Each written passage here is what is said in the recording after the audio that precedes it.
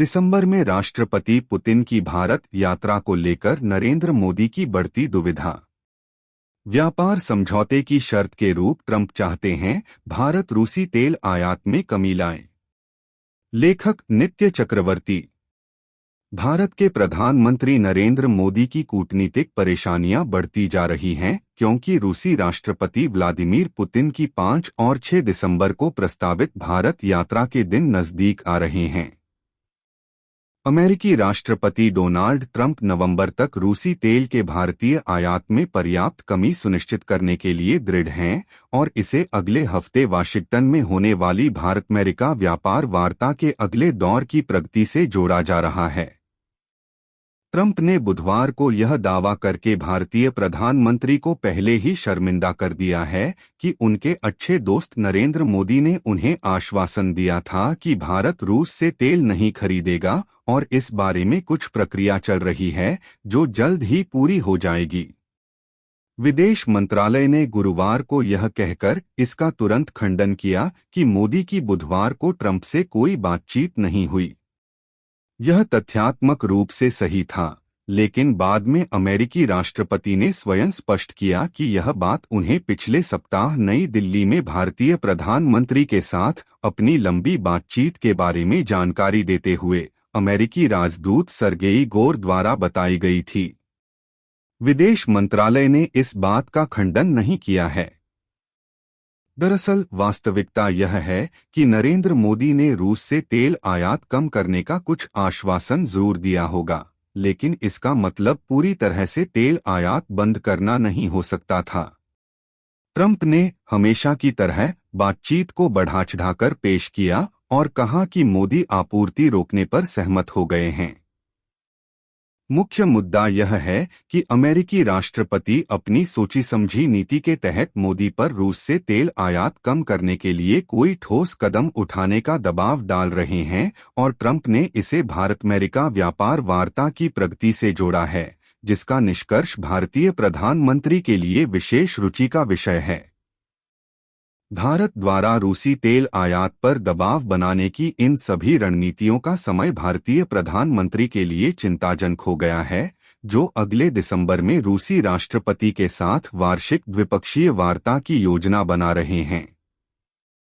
31 अगस्त को चीन में एससीओ शिखर सम्मेलन के दौरान राष्ट्रपति पुतिन और प्रधानमंत्री मोदी दोनों ने तेल आयात जारी रखने पर विस्तृत चर्चा की और नए क्षेत्रों में विस्तार की भी बात की।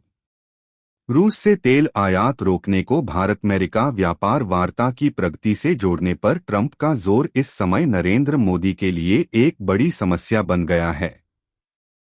अब उनके सामने चुनौती यह है कि पुतिन और ट्रंप दोनों को खुश रखते हुए भारतीय हितों में कैसे संतुलन बनाया जाए।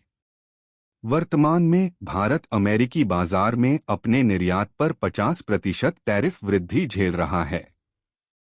मूल वृद्धि 25% है और ट्रंप के अनुसार रूस से तेल आयात करने पर जुर्माना लगाने के लिए ट्रंप ने इस साल अगस्त में 25% की और बढ़ोतरी की थी, जिससे रूस को युद्ध के वित्तपोषण में मदद मिल रही थी। अगर भारत रूस से तेल आयात बंद कर देता है तो 25% का जुर्माना स्वतः ही वापस ले लिया जाएगा। इसके अलावा यह निर्णय भारत-अमेरिका व्यापार वार्ता को एक निर्णायक समझौते की ओर ले जाने में मदद कर सकता है। भारत द्वारा रूस से तेल आयात की जमीनी स्थिति क्या है?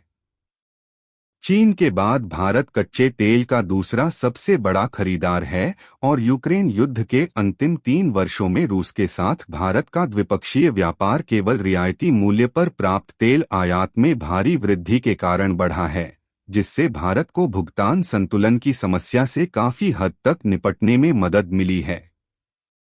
वर्तमान कच्चे तेल बाजार के व्यवहार के आधार पर भारत अपनी विदेशी मुद्रा की बड़ी कीमत पर अपने आयात को कम करने का जोखिम उठा सकता है।